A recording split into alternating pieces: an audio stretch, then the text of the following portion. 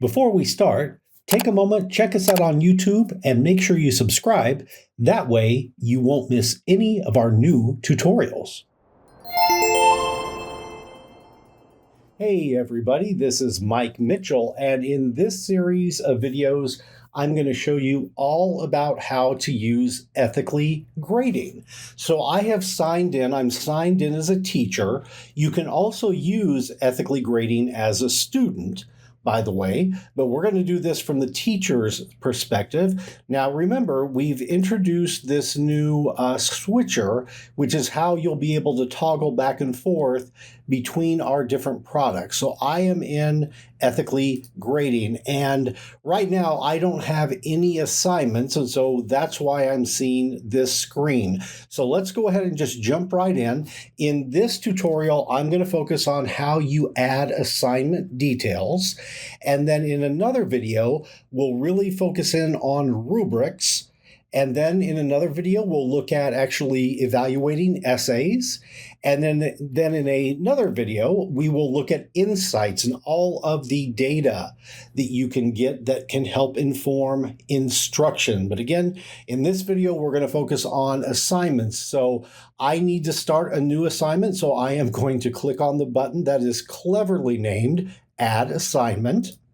And that's going to bring me here. And we're going to be focused for this video on just this part of the application. Now, I can just go in here and manually add my assignment details. And really, there are three pieces of information that our system needs in order to be able to evaluate and work with student essays. We need an assignment title.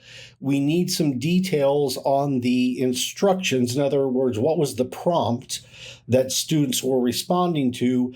And then finally, what is the grade level for this assignment? Now, for those of you who maybe are teaching middle school, high school, and you might be teaching a class that has more than one grade level, what I'm going to recommend you do is you choose the lowest grade level. So for example, if you are working with a group of 9th graders and 10th graders, you would select 9th grade here. And I think that's kind of the safest option. So I can manually put all that in, but frankly, I'm a little bit lazy. And so I've already got all of that in a document. So I just want to upload it into the system. And so again, you can do that. What our system is going to be looking for is that your document has those three things: a title, the prompt, and the grade level. So let me go over here to upload details. And I'm just going to click or I can drag and drop, but I'll just click.